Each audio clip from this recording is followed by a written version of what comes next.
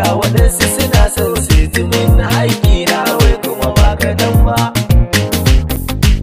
Baka yin ta mutum kuma shi yana ta kai aiki na kai kake akai burin su ne su hallaka da kai wayo Allah rayuwa wai ina da kai ma a duniyar nan.